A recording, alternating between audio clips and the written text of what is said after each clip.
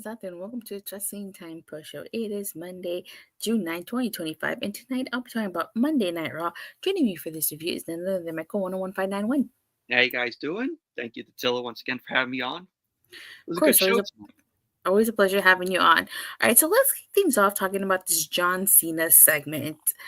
As we all know, R-Truth made his grand return at Money in the Bank, and he cost John Cena his match. But so I actually really like this John Cena segment because he was calling the fans spineless keyboard warriors that don't have any real power to change anything. It's the same old rinse and repeat with John Cena with talking about the fans. Yeah. He says that in a year nobody's gonna care about R-Truth. And he says that they opened their mouths and wasted their energy saving a sideshow comedian whose greatest gimmick is pretending to be John Cena. I was like, damn, Cena came for truth during this segment. Exactly. So he gets interrupted by CM Punk, which I thought was interesting. Now, they're coming face to face, and it's so weird to see the inverse of this. You know, the last time they faced each other, Cena was the face, CM Punk was the heel. Honestly, I feel like this should have been the Money in the Bank match. It would have made the most sense, run it back Money in the Bank 2011. I agree.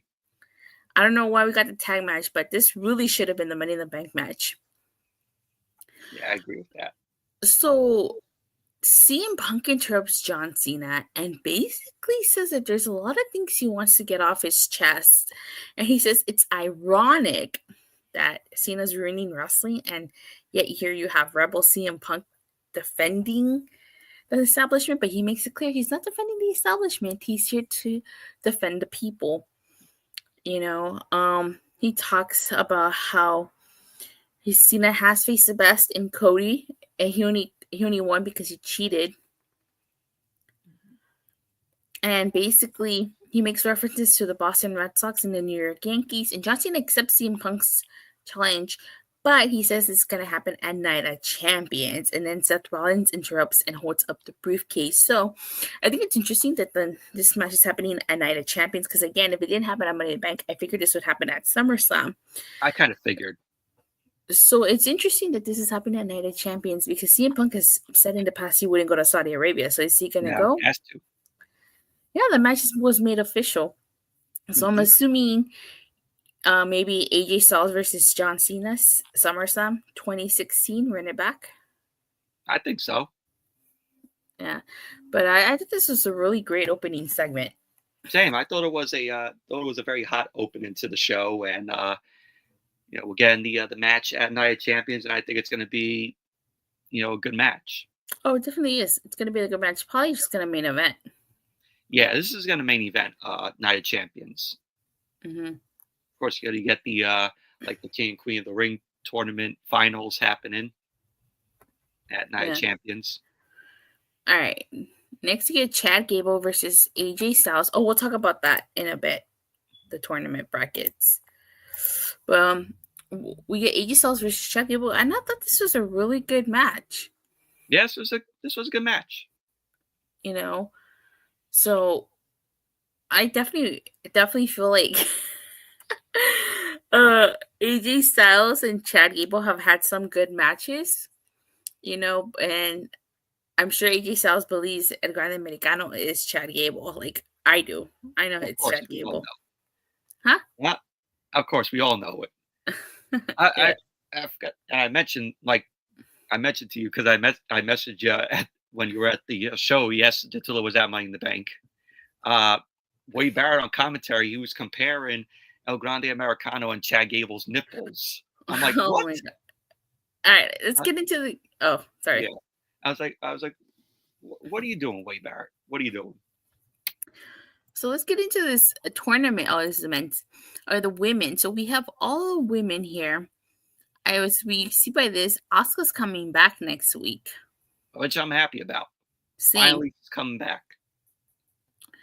Who I think is going to win from this? It's kind of hard to tell so far. Let's see who the final four are. But we have a Liv Morgan segment, and she's like preparing for her match. And Roxanne Perez approaches her and basically suggests, that they work together. And this leads into the first round of the Queen of the Ring tournament. It's Liv Morgan versus Roxanne Perez versus Rhea Ripley versus Kairi Zayn. And I thought this was a good match, honestly. I thought it was a good match as well. I thought it was very entertaining, and these four women put on a good match. I thought they had did. a little bit of chemistry. But I thought the finish was interesting because you had Kairi Zayn do the insane elbow to Liv Morgan, and yet Roxanne Perez, she broke up the pin, but she stole this match from Liv. So Roxanne Perez ended up winning this, and she advances. Because we all thought Rhea Ripley was going to win it, but then Raquel Rodriguez pulled her out of the ring. Yeah, Raquel Rodriguez put her out. So that was interesting. Now I'm curious to see where this is going to go. I'm like, come on, we gotta see Rhea Ripley and Raquel Rodriguez again. Hopefully not. So we get 2 segments backstage. One is with Becky Lynch. She's walking by, and you can see Grayson Waller and Austin Theory arguing with each other. And then you have Nikki Bella backstage introducing herself to Io Sky, Natty, and Maxine. Oh, she's catching up with Natty, and then, she meets Maxine. Mm-hmm. Yeah. Hi, Robert. How you doing? Thank you for joining us. All right, so we get a Becky Lynch segment promo, and honestly, the whole point of this was just that Bayley returned and attacked her. My girl is back in Bayley. I have to say, I feel like this return should have happened at Money in the Bank, especially because, with that ending, if you remember at Money in the Bank, Lara, it looked like Becky and Lara was stalling. So I'm like, oh, is Bayley going to come out? Is Bayley going to come out? But she ended up not coming out. So I feel like this really should have happened at Money in the Bank instead of on tonight's Raw. True. That's just my opinion, though. But yeah, it's good to see Bayley back. It is. But Becky's the one that cost her WrestleMania match, and Becky was the one that took over. So this is going to lead to Bayley finally getting her hands on Becky. It's going to lead to Bayley versus Becky for that Intercontinental title. I think that's going to be the SummerSlam match. Yeah. So next we get an R-Truth segment, and he starts talking about, obviously, how everybody voiced their opinion and how they got him, how the management heard and understood them. And he brings up the fact that, everybody loves Truth, including himself, but Truth can be too funny, too nice, too forgiving, but not him. He wishes he would. And he talks about how, he makes mention of what John Cena said, a sideshow comedian. And he cuts off his hair. He takes a pair of scissors and he cuts off his hair. Cuts off his dreads. Yeah. Cuts off his dreads. And he says the truth has sent him free. He is Ron Killings. He is truth, the whole truth, and nothing but the truth, and wants respect to be put on his name. So I actually really like this. It seems like we're going to get a serious, I should say, Ron Killings instead of a comedy. R-Truth. I'm very curious to see what they do with this. Yeah, R-Truth is dead. And R-Truth is dead. Ron Killings is, starting, and he's going to be good. And I'm looking forward to where they're going to take him. He needed as you could say, a reset gimmick change. Yeah, I definitely do. It seems like maybe he might feud with John Cena, but this time in a serious matter. Yeah. R-Truth hasn't been this serious since 2011? Yeah, when he was a heel. Some people said that this is the version of Ron Killings that they got when he was in TNA. Mm-hmm. I didn't watch TNA at the time, so I wouldn't know. Yeah, I've seen some people online say that, it kind of brings back how he was when he was in TNA. Mm-hmm. But this is really good, honestly. This was a really great segment. Absolutely. It what a promo it was. Yeah. Like this just goes to show that when Ron Killings got serious, he could deliver. Yeah. But I feel like nobody really took no disrespect, but I feel like nobody really took R-Truth seriously because he was always such a comedy wrestler. That's how he was booked. Yeah, exactly. And he was really good at it, But this shows that he can just be just as good as a serious character. Mm-hmm. Mm-hmm. He did a good job in this promo here. Yeah, I'm excited for Ron Killings, and let's see what he does. A lot of people thought that, even I thought that that this whole thing of bringing back him was part of the story, but it wasn't. They fired him, and then they rehired him back because of the fan backlash. Yeah, but only because it was R-Truth. I don't think this is gonna work with everybody. Maybe it could work. I mean, maybe he's over. He was over. You saw it Money in the Bank and tonight. And then again, I mean, look what happened. And when the fans turned on The Rock to put Cody in the main event of WrestleMania, so you got a point. So we'll see. But I'm very intrigued by this whole Ron killings.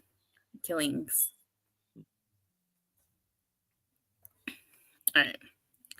So we get a Judgment Day segment, and obviously, the tension is growing between Finn Balor and Dom. And, Roxanne approaches and everybody's happy for her. But then, of course, Liv comes by and she's like, why is everybody celebrating?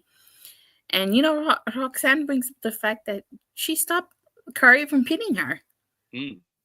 And, she walks away and Finn tells Dom to go talk to Liv, but he says he has a match. So I think this is interesting. It seems like maybe Dom might be shifting his attention to Roxanne.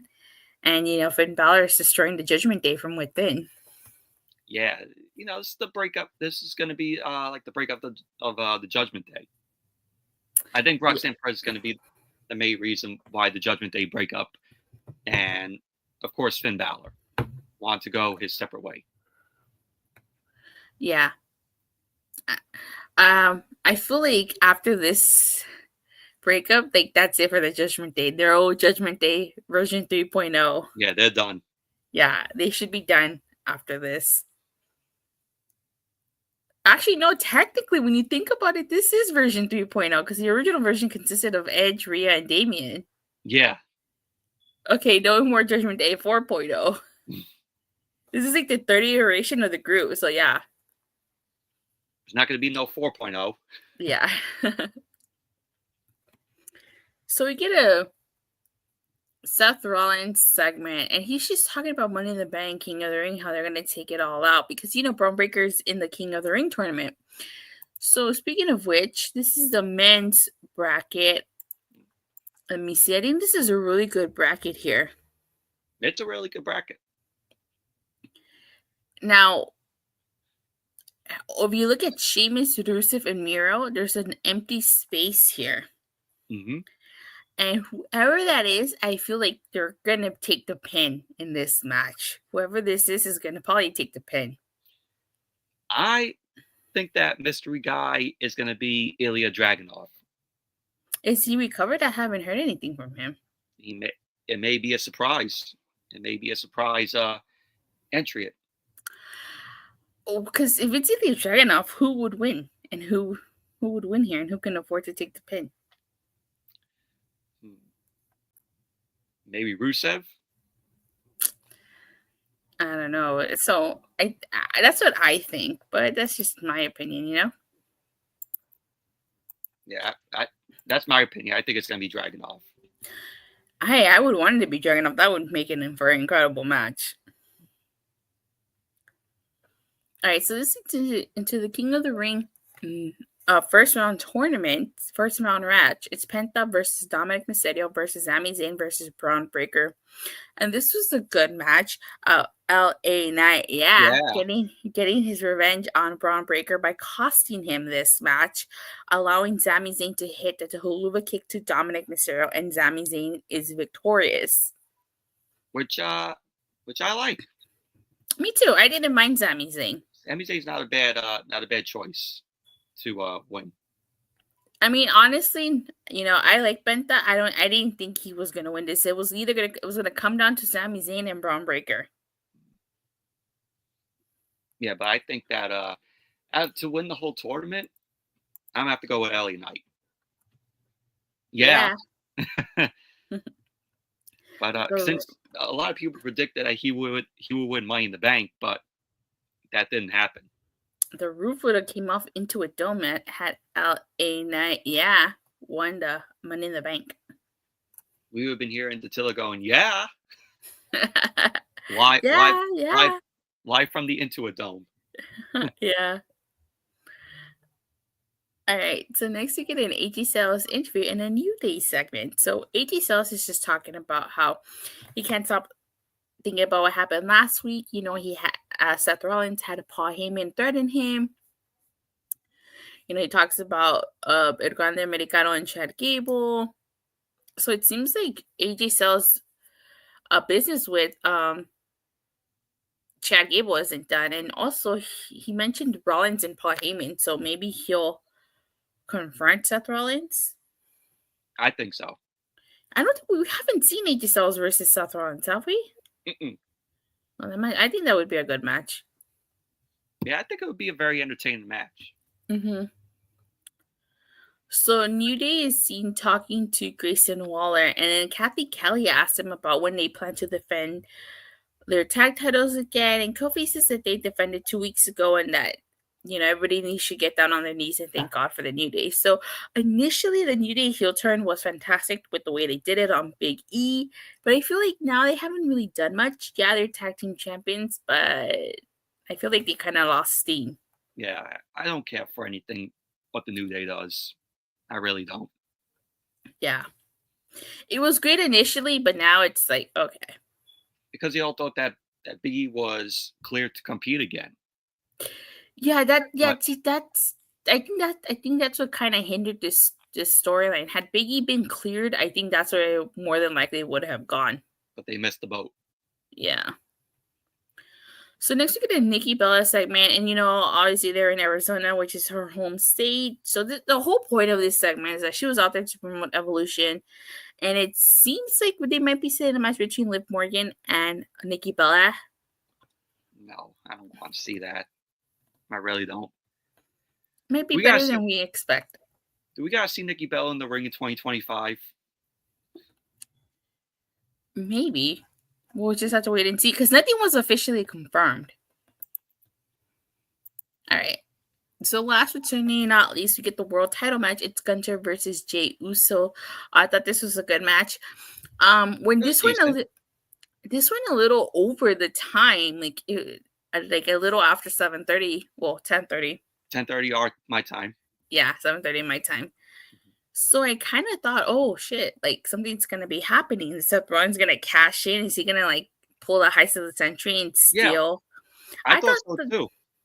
I thought that was what was gonna happen because he was going into overtime already, and I was like, oh my god, like Seth Rollins is gonna come out. I was so surprised Gunther regained the title. Like Jey Uso had such a short reign here with only 51 days.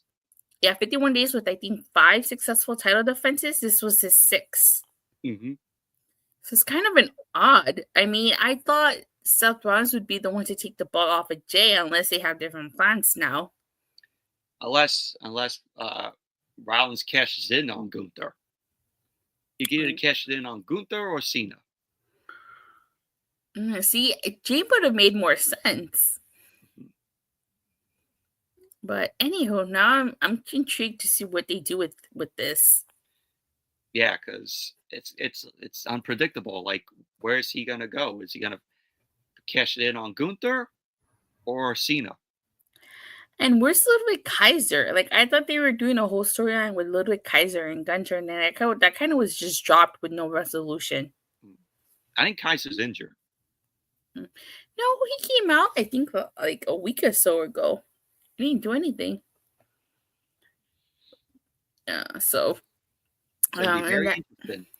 Yeah, and that is how Monday Night Raw goes off there with Gunther regaining his world title. All right.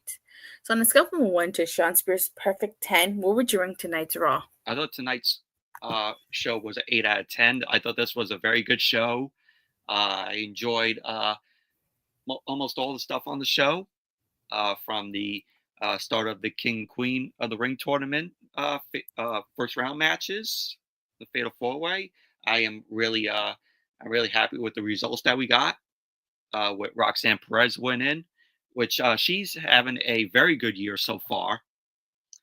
And also like that Sami Zayn won. AJ Styles and Chad Gable was a good match.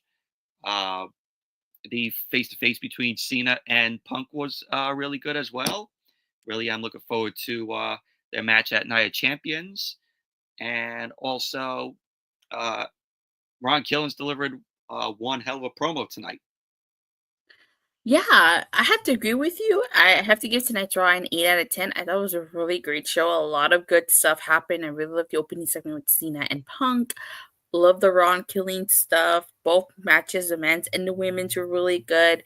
So this was a fantastic show, honestly. This was a great Fallout show from Money in the Bank.